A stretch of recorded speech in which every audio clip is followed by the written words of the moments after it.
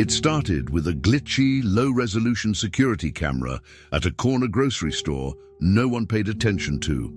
The rain had been falling steadily for hours, turning the sidewalks into mirrors of headlights and storefronts. In the grainy footage, at 5:37 p.m., a frail old woman appeared. No umbrella, no coat, just a long grey dress that clung to her soaked frame, and a pair of worn slippers barely holding to her feet. She moved slowly, almost like she wasn't sure if the ground beneath her would hold. She paused once at the trash can by the store entrance, looked inside as if expecting to find something familiar, then walked past the doors without entering. Nobody noticed her. Not then. The camera angle switched as she turned the corner. Another feed caught her stopping by a bakery window, pressing her palm flat against the glass. Inside, children laughed as they bit into cupcakes, the kind with neon-colored frosting that stained your mouth for hours. She didn't move. For nearly 2 minutes she stood completely still, not watching the cakes, watching the reflection. Her own face, or what remained of the memory of it. A car splashed water onto the curb and she didn't flinch. A nice employee stepped outside to take a phone call, didn't even look at her. She looked invisible, like someone who had never been there in the first place. And then the footage cuts. No transition, no fade. 1 second she's there, and the next frame, she's gone. 3 days passed. In those 3 days, no official report was filed, no missing person alert. No one came forward, but the footage hit the internet anyway. A local employee posted it to a subreddit for weird urban events, and within hours, the thread exploded. Theories poured in. Some said she was a ghost. Others believed it was a glitch in reality, a simulation error. One user claimed she resembled a woman from a plane crash in the 80s.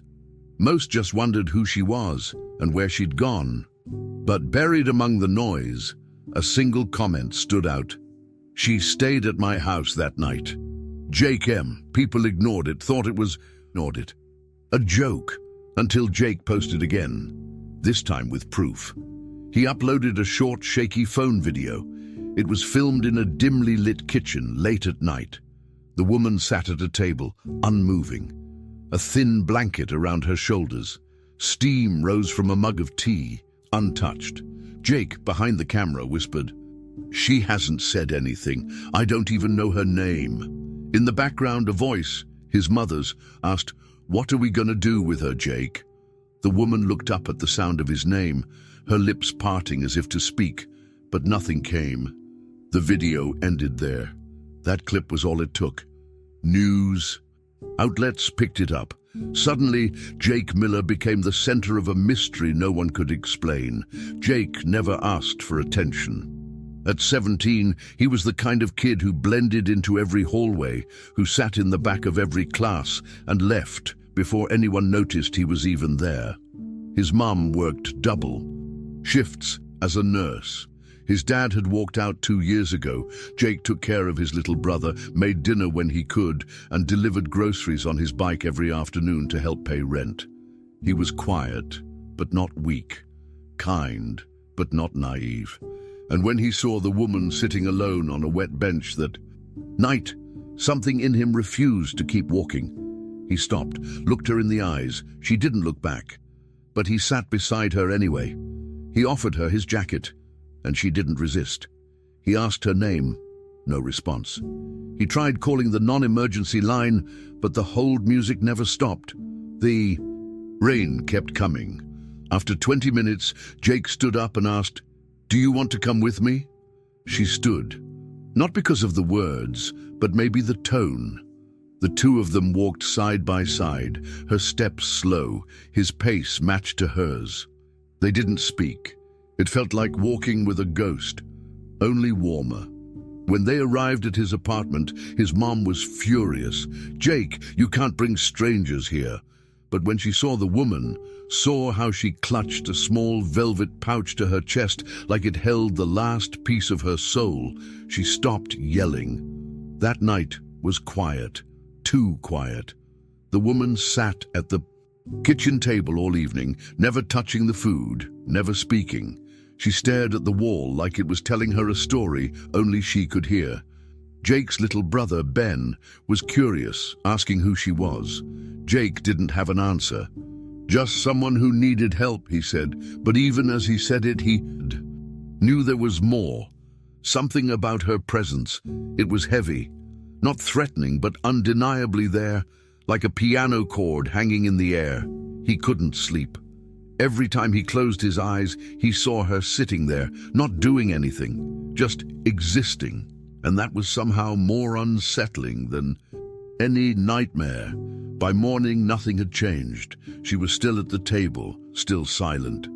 Jake made eggs and left a plate for her. She didn't move.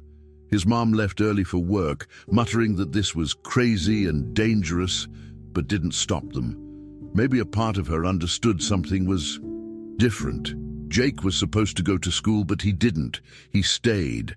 Every time he thought about leaving, his gut twisted, like if he left her alone, she'd vanish again.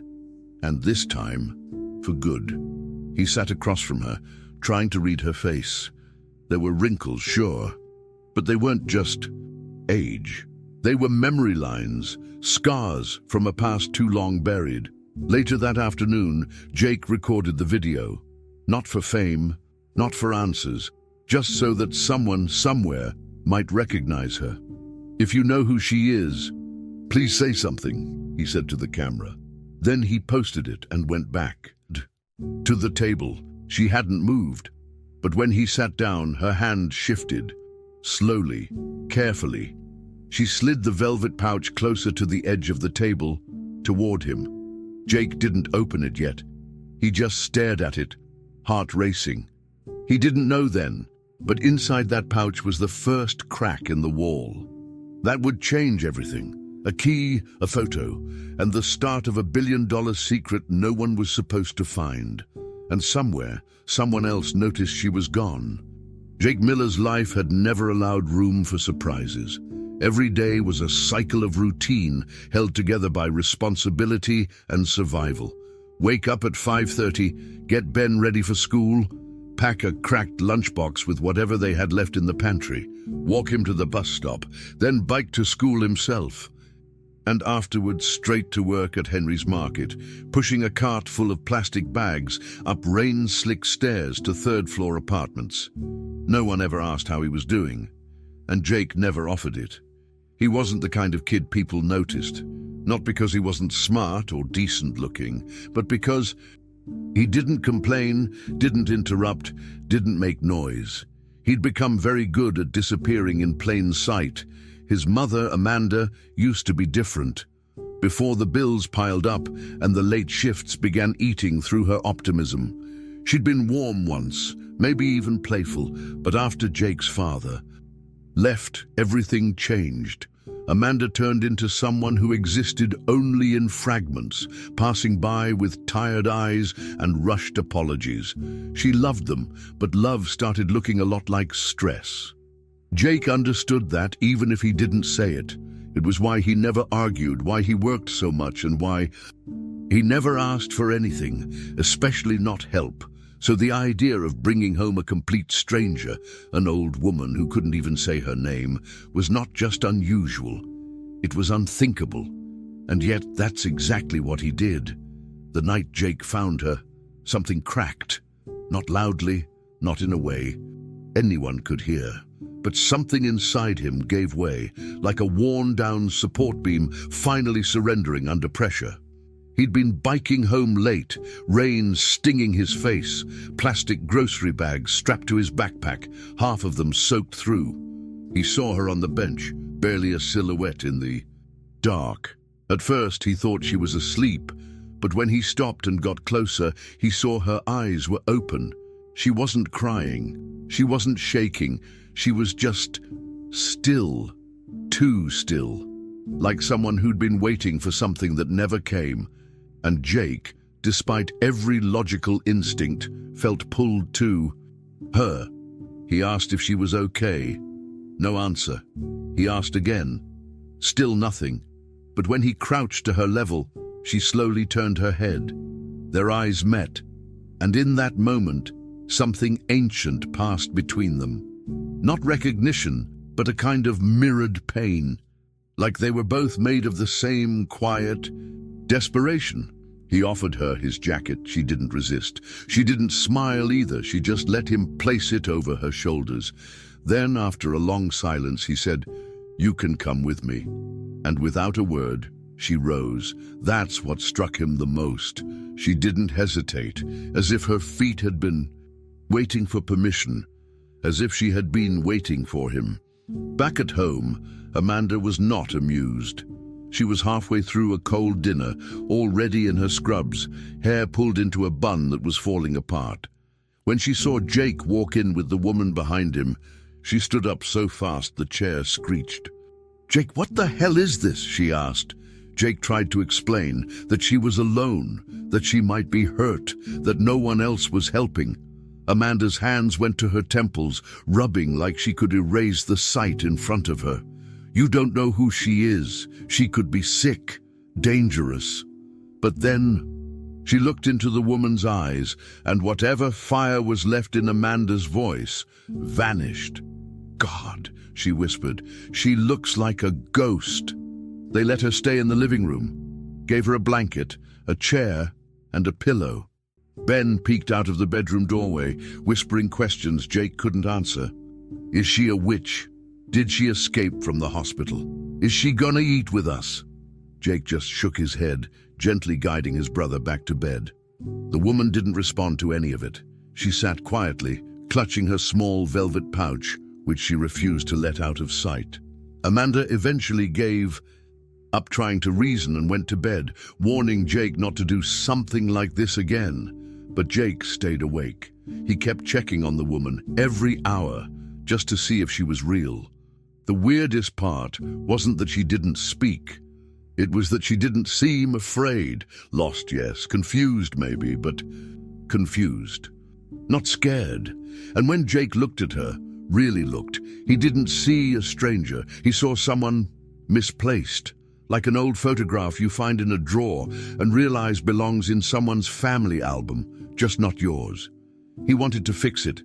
Not because he was some hero, but because for once, fixing something felt possible.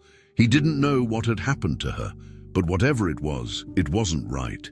And even though he had no plan, no resources, no idea what he was doing, he knew one thing. He couldn't let her go back out there alone.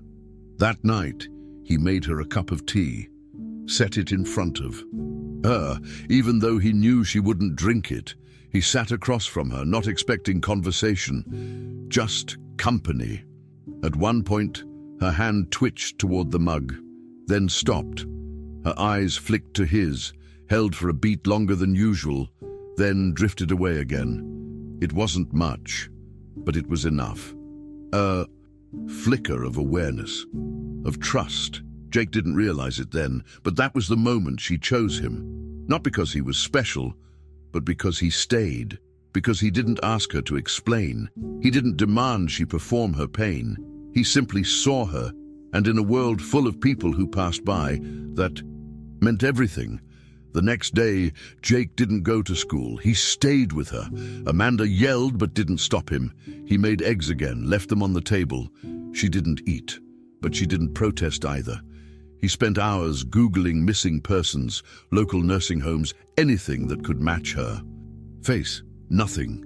He considered posting her photo but hesitated. What if someone bad found her? What if someone was looking, not to help, but to hide her again?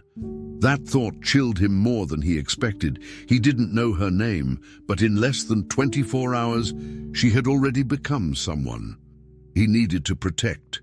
He didn't know why, only that he did. That evening, Jake heard a knock at the door. A neighbor, curious, nosy. "Heard you took in a stray," he joked. Jake brushed him off, but as he closed the door, he noticed the woman watching. Her fingers clenched tighter around the pouch. That's when Jake realized something. She wasn't just scared of being lost, she was scared of being found.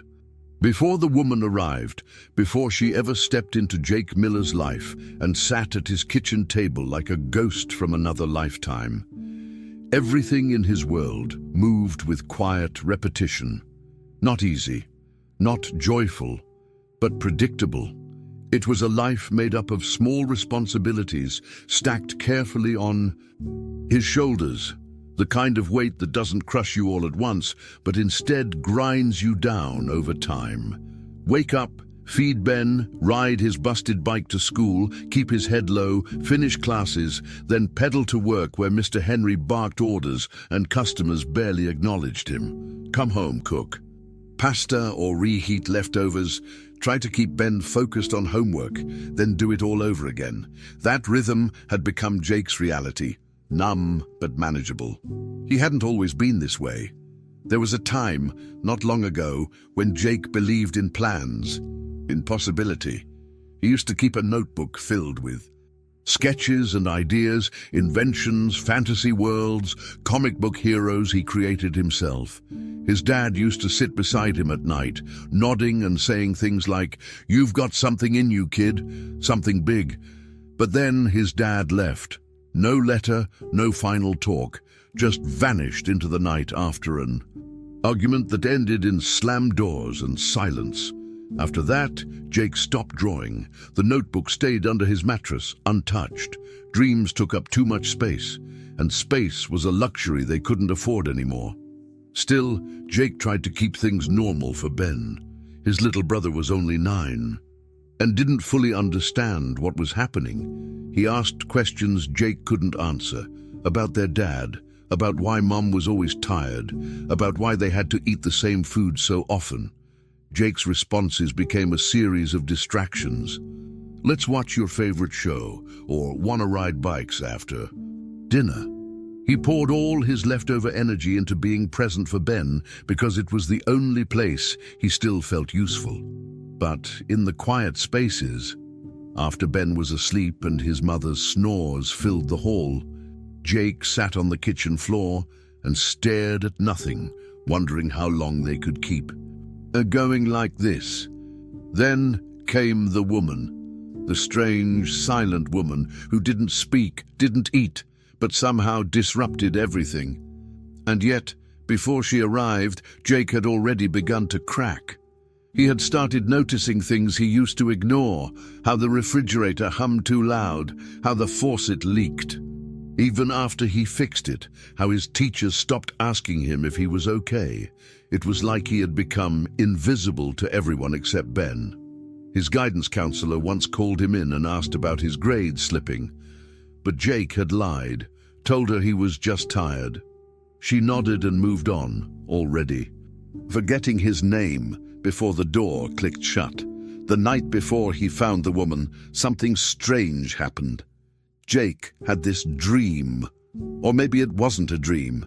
Maybe it was just a memory, twisted by exhaustion. He was walking through a field, and there was someone beside him. He couldn't see their face, but he felt calm, safe.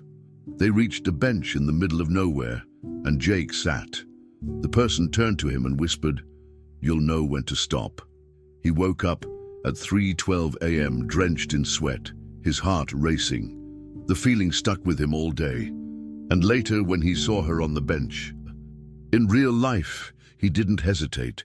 It was like his feet had remembered what his mind had forgotten. Jake began to associate that feeling, that dream, that moment, with the woman. There was something in her presence that cracked the walls he had built around himself, not dramatically, not all at once, but in quiet, undeniable ways. Like how she looked at Ben when he spoke, even though she didn't answer. Like how she didn't panic when left alone, but never tried to leave either. She existed in their home not as a guest, but as some kind of unspeaking anchor, a mystery that made Jake pay closer attention to everything around him, including himself. One afternoon, Jake came home early and found her standing by the window, just standing, the pouch still clutched in her hand. She didn't move, didn't turn when he entered, but he saw something in her reflection, a flicker, a tremble, as if she remembered something painful. Jake froze. He didn't want to break the moment, so he just whispered, "Do you remember this place?" She didn't respond, but her fingers tightened around the pouch. That was the first time he realized she might not be lost the way he thought. Maybe she knew exactly where she was and was just waiting for someone to notice. That night, Jake found himself reaching under his mattress and pulling out the old sketchbook. He hadn't touched it in nearly a year. The pages were dusty, curled at the edges, but when he opened it, the drawings still held pieces of him. Heroes with capes made of chains, cities built in the sky, machines that turned broken things into new ones. He stared at one drawing for a long time. A boy and an older woman standing in front of a locked door. He didn't remember sketching it, but it was there, scribbled in the margins. Were the words, "Not every door stays closed forever." It shook him. He didn't show her the notebook, not yet, but he started writing again, just little notes, observations, questions. Every time she moved, every time she reacted, even slightly, he logged it. It wasn't obsessive, it was hopeful, like trying to put together a puzzle without knowing what the final picture was supposed to be. One evening, while Ben was in bed, Jake asked her again, "Do you remember anything?" She didn't answer, but her eyes flicked to the photo taped to the fridge, a family picture from years ago. Before. Everything fell apart.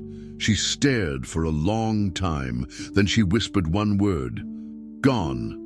Jake didn't ask what she meant. He just nodded, because he understood. The morning after she whispered, "Gone," something in the air felt different. Jake couldn't explain it, but the apartment suddenly felt heavier, as if the silence itself had gained weight. The woman hadn't moved from the couch where she'd slept, if she had slept at all. Her eyes were open before the sun came up, locked on a spot in the ceiling that seemed meaningless, but captivated her like it held some memory. Jake didn't want to disturb her, but as he moved through the kitchen to make breakfast, he noticed it again, that tight grip on the pouch, like it was the last thing tethering her to this world. He offered her food, the same scrambled eggs and toast as always, no response. But this time she didn't just ignore him, she flinched. It was subtle, a twitch of the shoulder, a shift in posture. But Jake caught it. He froze, plate still in his hand. He hadn't raised his voice. He hadn't touched her. So why did she react like that? He sat the plate down and backed away slowly, careful not to make any sudden movements. That flinch haunted him the rest of the day. At school, he couldn't focus. He kept replaying it over and over, wondering what it meant. Was she afraid of something? Someone? Was she traumatized? It seemed obvious now, but Jake hadn't thought of it in those terms. He was just trying to help. Now he was starting to realize she might not just be lost. She might be hiding. Back home, Amanda was sitting on the couch watching a rerun of some crime drama. The woman hadn't moved. She sat upright in the same spot, like she'd been frozen there. Jake tried talking to his mum about it cautiously. "I think something happened to her," he said. Amanda didn't even look up. "Obviously," she muttered. "She's old, probably sick. You need to stop making this into something it's not, Jake." He didn't argue, but her dismissiveness only confirmed what he already felt. No one else saw what he saw. No one else was really looking. That night, as Jake passed by the living room on his way to bed, he saw the woman sitting in total darkness. The TV was off. Lights out. But she was wide awake, her eyes reflecting what little light came from the hallway. He paused. "Do you want me to leave the light on?" he asked. She didn't speak, but she blinked slowly. Once. Jake left the light on. He couldn't tell if that blink was an answer or just reflex. But something about the way she stared into the dark made his skin crawl. She wasn't scared of the dark. She was waiting for something inside it. The next day, Amanda finally tried to take action. She pulled out an old laptop, looked up the local shelter's contact info, and started calling. "She needs To be somewhere that can actually help her, she said. Jake didn't argue. He wanted help too, real help. But every number they called either didn't answer or transferred them endlessly. One operator told them there was a waiting list. Another asked for a name and social security number. Amanda hung up, frustrated. Unbelievable, she muttered. Jake glanced at the woman who was now sitting at the window, tracing the glass with her finger like she was drawing something invisible. That was the second time he saw her do that. Later that afternoon, Ben ran into the room with a handful of crayons, offering them to her with the innocent joy only a child could muster. "Want a draw?" he asked. She looked at the crayons, slowly reached out, and then stopped. Her hand hovered over the colors for a moment. Then she pulled back. Her lips trembled, and her eyes glossed over. Ben didn't understand. "It's okay," he said, shrugging and running off. Jake, watching from the kitchen, felt a knot tighten in his chest. She wanted to reach, wanted to connect, but something stopped her, like muscle memory telling her it wasn't safe. That night she spoke again. Only 2 words. Jake had just set down a glass of water for her and was turning away when he heard it, a whisper barely audible. "Don't trust." He turned sharply. "Don't trust who?" he asked, moving closer. But she shut down again, eyes empty, lips sealed. Jake tried again softly. "Who, ma'am? Can you tell me?" But she didn't answer. He felt a chill run down his spine, not because of what she said, but how she said it, like it wasn't advice. It was a warning. Jake started sleeping on the floor outside the living room, not to watch her, to guard her. He didn't tell Amanda, he didn't tell Ben, but every night after they went to sleep, he grabbed a pillow and a blanket and lay down just outside her line of sight. She never acknowledged him, but he knew she was aware. One night, he woke up to the sound of whispering, her voice, repeating something. He crept closer and heard her murmuring a name over and over. Marigold. Marigold, Marigold. Then silence.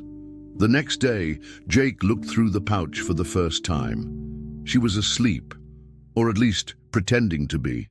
Inside, he found a small silver key, a photograph, and nothing else. The photo was old, curled at the edges. It showed a baby wrapped in a blanket held by a woman whose face was almost familiar. Maybe it was her, younger. Jake studied it, heart pounding. There was no writing on the back, no date, just an image, faded by time. He put everything back and zipped the pouch closed before she stirred. That's when he realized something even more disturbing. The pouch had no clasp, no zipper. He didn't remember opening it. That night, Amanda told Jake he needed to figure this out soon. She said keeping a stranger in their home was dangerous, and people would start asking questions. Jake nodded, but inside he was boiling, not at his mom. At the situation, at the feeling of helplessness growing inside him.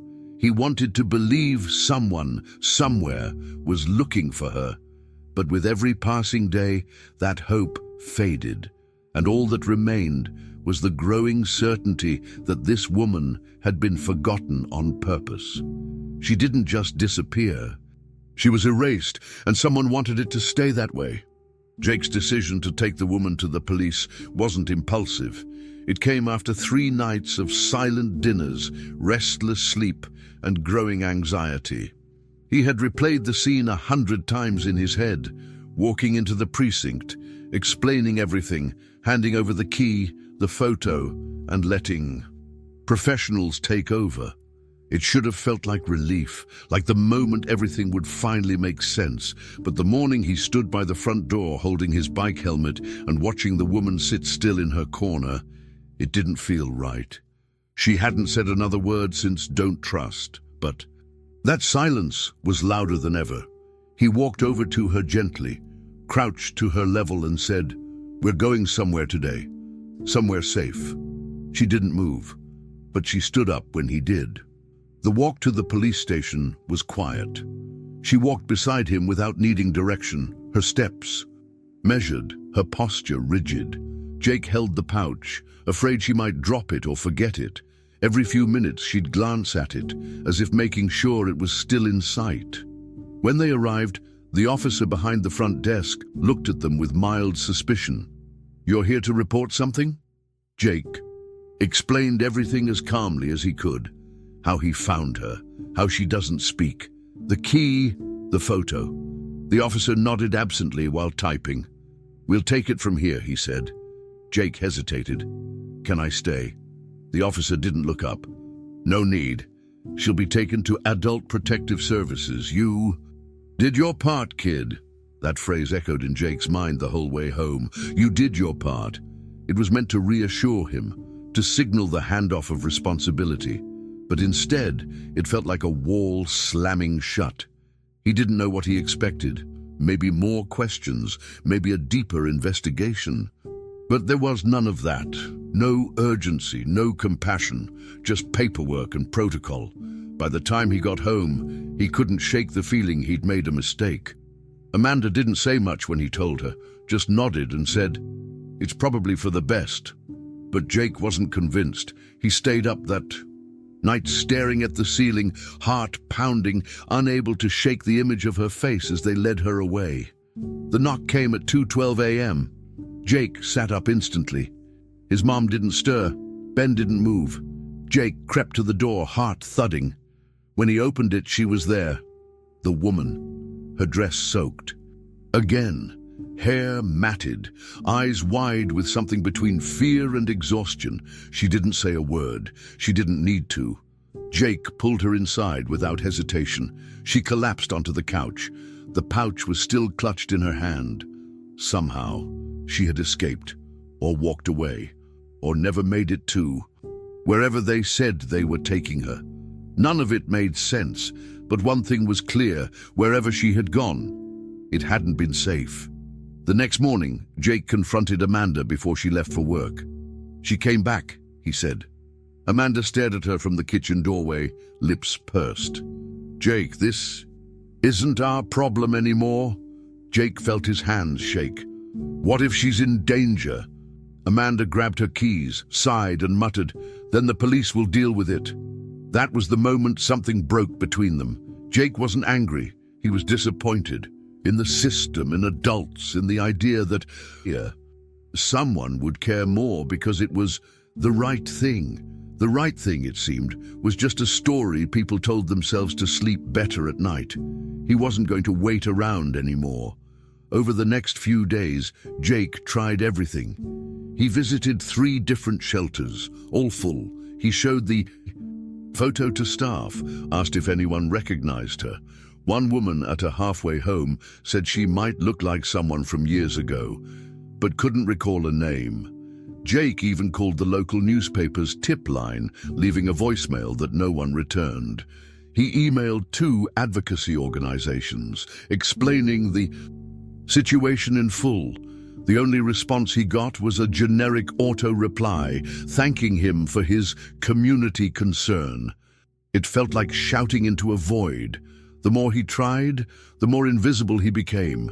Even at school, things started to shift. Jake had always flown under the radar, but now teachers were calling him in, asking if everything was okay at home. Someone must have said something. He denied any problems, said he was just tired. But rumors started anyway. One kid asked if he was harboring a fugitive. Another joked about Jake and his crazy grandma. He stopped eating lunch in the cafeteria, stopped talking to anyone. The only place that made sense anymore was the living room, where she sat quietly each day, eyes drifting between the window and the floor. Jake began to notice something else. The way she reacted when certain commercials played on TV. A bank ad, a jewelry store, an old luxury car brand. Every time her body stiffened, once she murmured, "That logo." Jake asked what she meant, but she didn't elaborate. He started writing things down again, making connections, creating a list of everything that seemed to trigger her. Logos, names, sounds. He wasn't.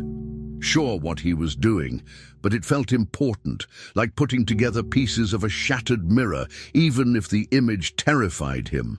The worst part came the next time he visited the police station, alone. He asked for updates, gave them her description again. They said they had no record of her being brought in.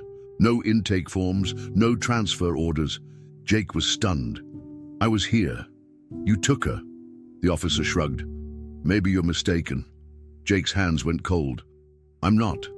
But the officer was already done listening. Jake walked out into the afternoon sun, feeling like the world had warped around him. If they didn't log her, where had she gone that night? Who had taken her?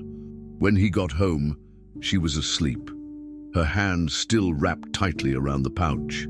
Jake sat beside her and whispered, "I'm not giving up on you. I don't care what anyone says."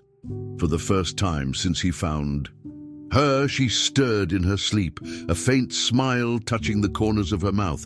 It was gone in a second, but it was there. And for Jake, that was enough to keep going. It happened on a Sunday morning, the kind that felt unnaturally quiet, the kind of quiet that presses against your ears until you start to wonder if something is missing. Jake had woken early, not from an alarm, but from the weight of a dream he couldn't remember. The woman was already awake, as always, sitting in her usual spot on the couch. The pouch rested on her lap, and she held the faded photograph in both hands, like it was a sacred object. Jake poured a glass of orange juice, one of the few things left in the fridge, and sat across from her. He didn't speak right away. After everything that had happened, he'd learned not to force the silence, but then, without warning, she said it. Marigold.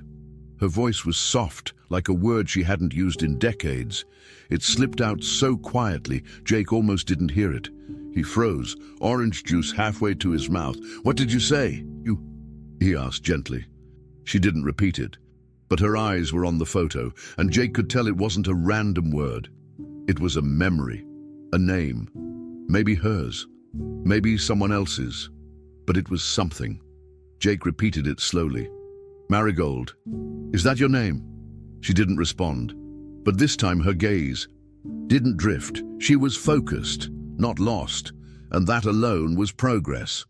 Jake rushed to his room, grabbed his old laptop, and began typing the word Marigold into every database he could think of. He added missing person, elderly, Milwaukee, heirloom, estate. At first it was just flowers, gardening clubs, old lady blogs. But then something strange appeared, a real estate listing dated 1978, a mansion on the west side of the city, listed as Marigold Estate. Owner, Eleanor Rothschild. That name stuck in his head like a lightning strike. Rothschild. He'd heard that name somewhere. Before, a documentary maybe, about wealthy families. Jake clicked through the listing. There were no photos, just one sentence in the description. Locked since the disappearance of its sole heiress. Jake felt his breath catch. Could it be her? Could this frail, silent woman in his living room be someone who vanished more than 4 decades ago? The thought seemed ridiculous, impossible, but the more he thought about it, the more it made a twisted kind of sense. The pouch, the key, the photo, the way she flinched at certain images, certain logos. Jake clicked on a link connected to the estate. Listing, a news article from 1983. Heiress presumed dead in private plane crash. The article included a blurry photo. A woman in her late 30s, smiling, hair curled, eyes bright and intense. And even though the quality was poor, even though it had been decades, Jake recognized her. He printed the article and brought it into the living room. Sat beside her slowly. "Is this you?" he asked. She didn't look at first, but after a few seconds, her eyes dropped to the paper. Her lips parted slightly. Her hand trembled as it hovered over the image. She didn't speak, but a tear rolled down her cheek, not fast, Not dramatic, just one single tear that traveled down the lines of her face and dropped onto the faded paper. Jake didn't push. He simply said, "I think this is your house. Do you want to go there?" She didn't answer, but she reached out and touched the key. Jake took that as a yes. The next morning, he skipped school and lied to Amanda, telling her he had an early work shift. He took 2 buses across town, transferring once at a gas station where a man played violin on the sidewalk. The mansion was exactly where the article said it would be, hidden behind overgrown hedges, black iron gates, rusted with time. Jake stood at the gate for several minutes, heart racing. The key in his pocket felt heavier than ever. He wasn't even sure it would work. But when he slipped it into the old lock and turned it, there was a soft, satisfying click. The gate groaned open like it hadn't moved in decades. The estate was massive, its architecture both regal and crumbling. Ivy crawled up the walls like veins. Windows were clouded with age. The front door was heavier than expected, and it took all of Jake's strength to push it open. Inside, the air was stale. Dust particles floated in the sunlight. The place smelled like wood, paper, and time. Jake stepped carefully through the foyer, shoes echoing on marble tile. Portraits lined the walls, oil paintings of serious men and elegant women. One of them looked just like the woman in his living room, young, vibrant, wearing a blue dress and pearls. Jake stared at it for a long time. Eleanor Rothschild, he read from the gold plate beneath it. He walked room by room, documenting everything with his phone. A library with ceiling-high shelves, a dining room with a table set for 12, untouched. Upstairs, he found a nursery, faded wallpaper, a rocking chair, a crib with a mobile that still spun when touched. The house was a museum, frozen in time. And everywhere he looked, he saw traces of her life, her absence. Jake knew he couldn't keep this to himself, but he also knew if he told the wrong person, this would vanish, just like she had. So he took photos, scanned documents, and carefully replaced everything as he found it. Then he locked the door behind him and took the key home. That night, he showed her the photos, one by one. As he swiped through them, her expression changed. Her breathing became shallow. Then she pointed. Her finger landed on a single picture, the portrait. She pressed her finger to the face, her lips trembling. "Me," she whispered. "That was me." It was the first full sentence she had spoken. Jake sat back, overwhelmed. He didn't know what to say. He just nodded, and in that quiet moment, in the flickering light of a nearly dead lamp, Eleanor Rothschild began to remember. Jake sat in his room that night, staring at the word written on the article again, heiress. It felt surreal. The woman he'd found on a bench, silent and lost, was someone who had once owned one of the most historic properties in the city. Someone who had vanished in a private plane crash, declared dead by national news. And now she was sleeping on his couch, clutching a photo of a baby no one could identify. He couldn't process it all at once. His mind raced with questions. Who declared her dead? Why had she been silent for so long? And what had happened during those lost decades? The more he thought about it, the clearer it became. Someone had wanted her gone. The next morning, Jake began digging. Not just through news archives, but through the city's public record databases, historical property ownership logs, and old legal filings. It was slow work. He skipped school again, pretending to be sick. Amanda barely questioned it. She was too exhausted. Jake scanned every document he could find connected to the Rothschild name in Milwaukee. And that's when he saw it. 3 weeks after Eleanor was declared missing, her estate was transferred not to a spouse or child, but to a single individual, David Rothschild Jr., listed as her only surviving relative. Jake stared at the screen. There was no photo, no biographical detail, just a name. He Googled it. Barely anything came up, which to Jake was suspicious by itself. Jake printed every page he could find. Legal ownership of the estate, the declaration of death, probate court records, and one peculiar article from a minor financial site dated 1985. Rothschild Holdings consolidates assets amidst controversy. There were no explicit accusations, but the implication was clear. There had been tension, internal struggle, the kind of corporate silence that hid something deeper. Jake kept reading until his eyes hurt. Then he glanced at Eleanor, who was still asleep on the couch, or maybe pretending to sleep. He'd noticed she only really rested when he was in the room, like she didn't trust the space unless he was there to witness it. That afternoon, Jake returned to the mansion, alone. The key still worked. This time, he searched more deliberately, not for signs of life, but for proof. Something personal, something irrefutable. In a study near the back of the house, he found what he didn't know he was.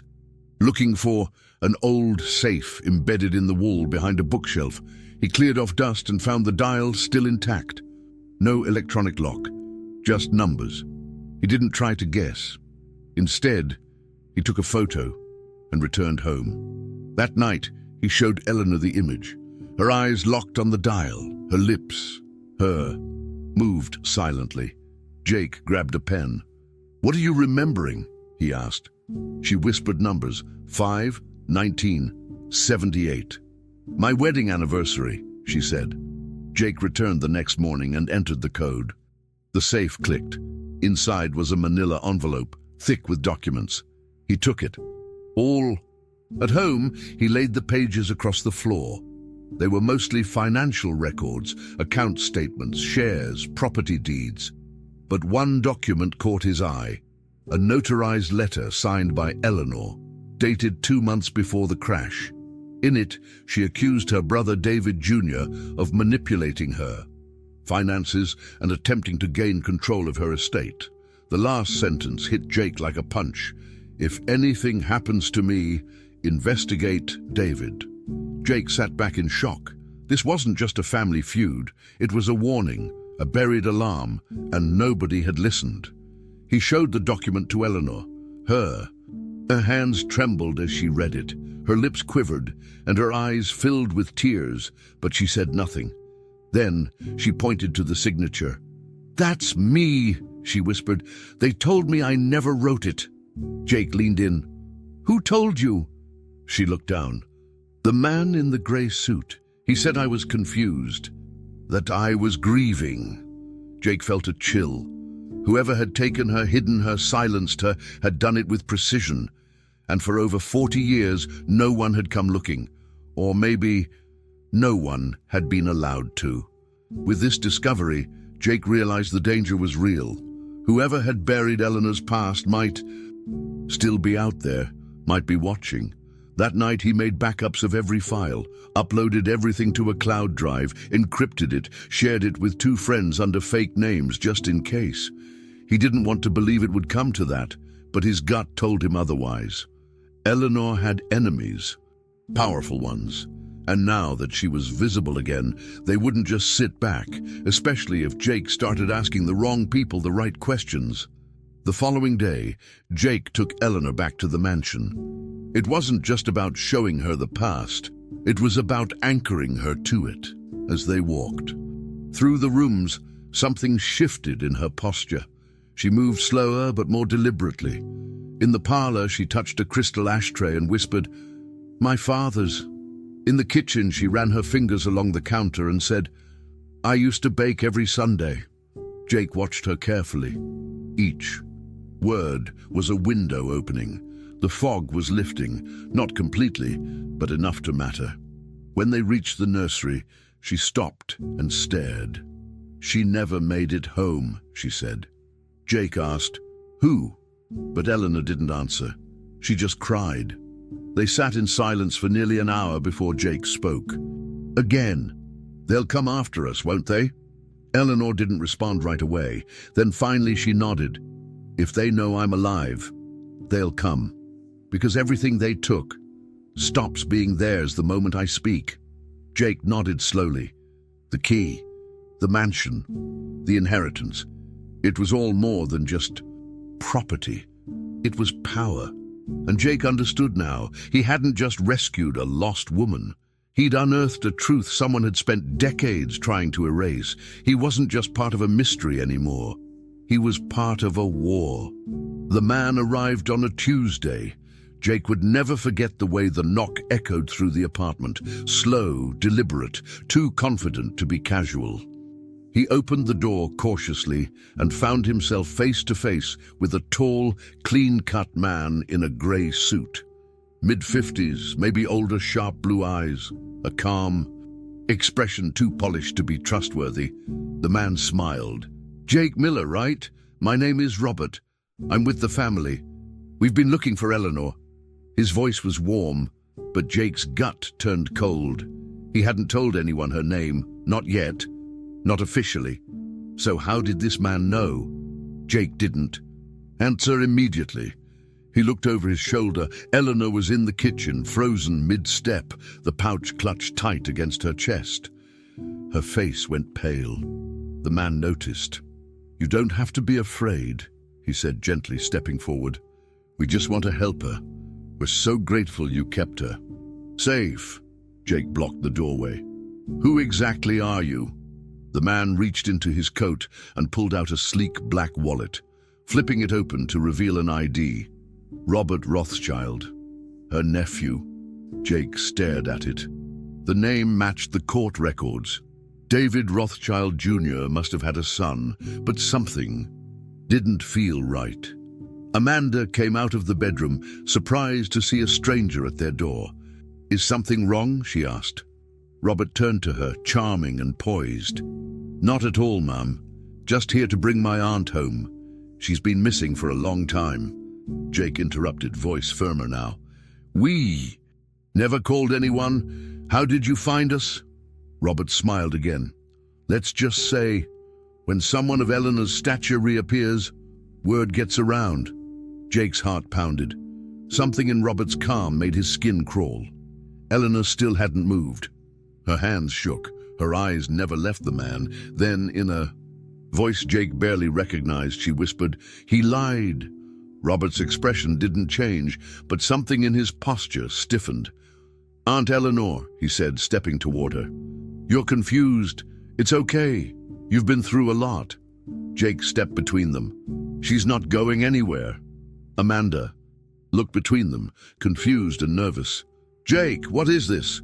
Jake ignored her. He turned to Robert. "You're not taking her. Not until we know what really happened." Robert's smile faded just slightly. "That's not your decision, son. She's family." Jake didn't blink. "That's exactly why I don't trust you." There was a pause. Then Robert put his wallet away. "Very well, but just so we're clear, you've made this complicated." The next morning, Eleanor was gone. The front door was unlocked. Her pouch remained. The photo, the key, all untouched. But Eleanor was nowhere in the apartment. Amanda was furious, accusing Jake of hiding something. "Did you let her go?" she shouted. Jake tore through the neighborhood, checked every bench, every corner. Nothing. He spent the whole day searching, calling hospitals, shelters, even the police again. But just like before, there was no record. No sign. It was as if she had disappeared into thin air all over again. But Jake knew better. This time, it wasn't chance. Someone had taken her. That night, he logged into the cloud drive where he'd saved all the documents. Gone. Every file, every backup, every encrypted folder. Deleted. He checked. The secondary email account he'd set up for emergencies. Locked. Access denied. His heart raced. He had been careful. Too careful. Whoever had done this knew what they were doing. Jake sat on the floor of his room, shaking. Not from fear. From rage. They had found her, silenced her, again. And this. And time. They were erasing the only person who had believed in her, but they underestimated him. The next day, Jake returned to the mansion. But when he arrived, everything had changed. The front gate was chained shut. The locks had been replaced. No trespassing signs covered the fence. He circled. Around to the back, climbing a small hill that gave him a clear view of the house. Every window had been covered, every visible item gone, like someone had cleaned it out overnight.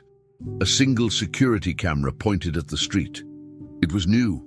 Jake backed away, heart pounding. He wasn't just dealing. With family secrets now, he was up against people with money, power, and no hesitation. He went home defeated, until he received a text, a number he didn't recognize. A single sentence. "She's not safe, but she remembers." Jake froze. He typed back immediately. "Who is this?" No reply. He tried calling.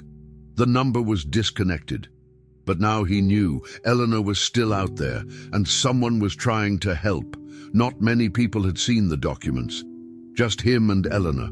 Unless someone else at the mansion had found something. Or maybe Eleanor had reached out to someone before she disappeared. That night, Jake stared at the pouch, still resting on the table. He opened it slowly, hoping for something he had missed. Inside, under the lining, his fingers brushed something new. A slip of folded paper. He unfolded it carefully. Written in faded ink were 5 words. "Not safe with the blood." Jake didn't understand it fully yet, but he knew enough. This wasn't just betrayal. This was a family that had turned on its own and tried to erase the proof. Now, the only thing standing between them and silence was a 17-year-old boy who refused to let her be forgotten again. Jake spent 3 nights with barely any sleep. Every time he closed his eyes, he saw Eleanor's face. Not the frail version that sat on his couch, but the one from the photo. Vibrant, sharp, fully aware of who she was. That version of her had been stolen, trapped in silence for decades. And now that she had begun to speak again, they had come for her. He didn't know where she was, but he had a feeling she was close. The text message proved that much. Whoever sent it knew something. He just had to find the thread and pull. That's when he remembered the place Robert mentioned in passing. A private medical facility, better equipped to handle Eleanor's needs. Jake had dismissed it as a lie at the time. Now, it might be his only lead. He searched online, filtering for high-security, private elder care institutions within a 50-mile radius. One name came up over and over in whispered forums and anonymous comments: Haverhill Wellness Center. It wasn't listed on any official directories. Its website was vague, with stock photos and phrases like confidential care and legacy protection. But what caught Jake's attention was the logo at the bottom of the page, a silver rose, embedded in a triangle. He'd seen it before. It was on one of the envelopes from Eleanor's safe. He knew then that's where they had taken her, and he was going to get her out. Jake needed a plan. He couldn't just walk in. The place was gated, monitored, and designed to keep people in, not let them out. So he turned to the one skill he knew best: delivery.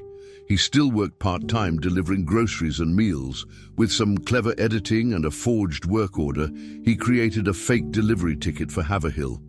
2 cases of medical supplements. He printed a badge, dressed in his uniform, and waited for a day when the sky was grey and forgettable.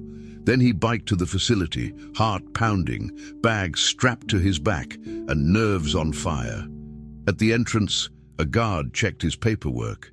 Jake kept his head down, voice steady. "Delivery for North Wing, room 14. The guard grunted, glanced at the clipboard, then waved him through. Jake didn't breathe until he was past the gate. The interior was sterile, white walls, soft music, the faint smell of antiseptic. Nurses passed him without question. He moved quickly but without urgency, just another cog in the machine. Room 14 was down the east corridor behind a locked glass door. He tried the handle, no luck. A nurse approached. "You lost?" she asked. Jake smiled awkwardly. "Room 14, medical supplements." She frowned, but scanned her badge, opening the door. "Next time, call ahead." Jake nodded. "Will do." Inside room 14, Eleanor was strapped to a reclining chair, an IV in her arm, her eyes half closed but open enough to recognize him. When she saw Jake, her lips moved, but no sound came out. Jake rushed to her side. "It's me," he whispered. "I'm getting you out of here." He quickly unplugged the IV, gently helped her to her feet. She was weak, but her grip on his shoulder was firm. Together they moved toward the exit, but just before reaching the door, an alarm blared. Someone had noticed. Jake cursed under his breath. The nurse must have called it in. He grabbed Eleanor tighter. "Hold on," he said. "We're running!" The hallway exploded with sound. Footsteps, voices, radios clicking. Jake pulled Eleanor down a side corridor, turned left into a supply closet, and slammed the door shut. They were trapped for the moment. Jake's mind raced. He looked at the utility shelves, spotted a staff uniform and a cart. He helped Eleanor into the coat, covered her with a blanket, and stacked boxes around her in the cart. Then, with all the calm he could fake, he wheeled her back toward the exit. No one questioned him. The alarm was being handled on the other side of the building. One guard shouted something. Jake nodded and kept moving. They made it to the loading dock. Jake pushed the cart through the automatic doors and into the sunlight. A delivery van idled nearby. No driver in sight. Jake made a split decision, yanked the door open, helped Eleanor inside, and hot-wired the ignition the way his dad once taught him during a joyride gone wrong. The engine roared to life. Tires squealed. They were out. Jake didn't look back until they were 4 blocks away. Eleanor clutched the pouch again, but this time she was smiling. Weak, but real. "You came," she whispered. Jake swallowed hard. "Of course I did." They drove to a lawyer's office that Eleanor had mentioned once. Barely audible. Sloan, trustworthy, kept the papers. Jake didn't know if he was still alive, but it was all they had. When they arrived, the receptionist recognized Eleanor immediately. Her jaw dropped. "Is it really?" Eleanor nodded. "Tell Harold I remember now." The woman rushed inside. Minutes later, an older man appeared, stunned. "My God, Eleanor, I thought you were—" She cut him off. "They tried, but he saved me." She pointed at Jake. "And now I'm ready to speak." Jake watched as the lawyer led her inside. He stayed in the waiting room, adrenaline crashing through his body, hands trembling. He had no idea what came next, but for the first time, he wasn't scared. He had done what no one else dared. He had broken into a fortress. He had pulled a billionaire out of the shadows. And now, the people who tried to erase her, they were about to face the truth, all of it. The news broke 3 days later, a quiet ripple at first, a leaked court filing, then a local report on a reopened investigation. Then it exploded. Heiress Eleanor Rothschild found alive after 42 years. Jake watched the television from the floor of his living room, knees drawn up to his chest. The woman beside him, no longer silent, no longer unknown, stared at the screen with a look he couldn't quite read. It wasn't joy. It wasn't anger. It was something deeper. The expression of someone seeing their reflection restored after decades of being erased. Headlines scrolled across the bottom of the screen like a surreal dream. Family under investigation. Estate illegally transferred. Anonymous teen helped expose truth. Reporters camped outside their building for 2 straight days. Amanda stopped going to work, not out of fear, but because she couldn't wrap her head around it. "You really found her?" she kept asking. Jake stopped answering. He didn't have the words. Ben didn't understand either. He just liked the attention. "Is she gonna be on TV?" he whispered one night. Jake only nodded. "Yeah, buddy. I think the whole world's gonna know her now." But what the world didn't know, what only Jake understood, was the quiet war that Eleanor had survived, the decades of isolation, the lies wrapped in wealth, the betrayal stitched into family trees. This wasn't just a woman found. It was a truth, unburied. The lawyer, Harold Sloan, moved quickly. With Eleanor's identity verified, her will and prior accusations came into legal play. Investigations were launched, subpoenas issued. Robert Rothschild vanished from the media. His assets were frozen.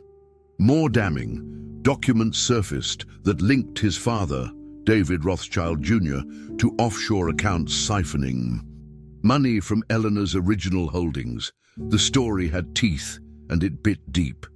Jake watched the empire unravel, not with vengeance, but with calm. He wasn't angry anymore. He was relieved. Eleanor was being heard. That was all he ever wanted. Eleanor didn't return to the mansion. She didn't need to. Her legacy wasn't in the walls, the furniture, or the portraits. It was in the decision she made in Harold's office the day after the escape. She sat with Jake beside her, hand resting lightly on his shoulder. "I want to create a trust," she said. "One that protects people like me, forgotten people, abandoned ones. And I want it in Jake's name." Harold raised an eyebrow. "That's a significant transfer, Eleanor." She didn't blink. So was 42 years of silence. He broke that. Jake tried to protest. "I don't want—" She stopped him. "That's why you deserve it." The Miller Foundation for the Lost was announced the following month, funded with over $80 million from Eleanor's reactivated estate. It focused on finding and protecting missing or unidentified individuals, especially the elderly. Jake stood on stage with her at the press conference, barely able to speak. Eleanor handled most of it. Calm, composed, dignified. A survivor, not a victim. When asked what kept her going all those years, she simply said, "I waited for someone to notice." Then she looked at Jake. And he did. That moment made every risk, every sleepless night, every unanswered question worth it. Amanda cried that day, not because of the money or the press, but because she saw her son, really saw him. "You didn't just help her," she whispered. "You saved her, and you never stopped trying." Jake hugged her tight. It was the first time they'd hugged in months, maybe longer. Something between them had healed. Not completely, but enough to start again. Ben wore a suit 2 sizes too big and told every camera he could that his brother was the hero. Jake laughed for the first time in weeks. Jake never returned to his old school. He finished his diploma through a special program set up by the foundation. Eleanor moved into a quiet estate outside the city, not the mansion, but a place that felt like peace. Jake visited every Sunday. They sat in the sun and talked for hours, sometimes about the past, sometimes about the future. Once, she asked him, "Do you think I miss too much?" Jake shook his head. "I think you came back just in time." She smiled at that. The same smile from the portrait, only wiser, real. On the anniversary of her escape, Eleanor gave Jake a gift, a framed photo, the same one from the pouch, restored and cleaned. Only now, beside the baby in the photo, someone had written in pen, "Marigold." Jake looked at her, confused. "Who is this?" She looked out the window, eyes distant. "My daughter. They told me she died. I'm not sure if they were lying, but maybe one day." Jake didn't push. He understood that some wounds don't close. They just get lighter to carry.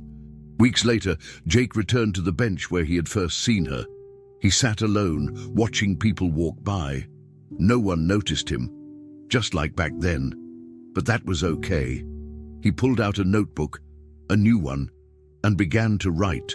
Not because he was trying to solve anything, but because some stories deserve to be remembered, because sometimes getting lost is how we get found.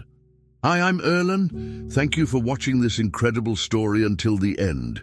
If it moved you like it moved me, make sure to subscribe, hit the like button, and leave a comment telling me what part hit you the hardest. And don't forget, share this video with someone who would love to see how one small act of kindness changed everything.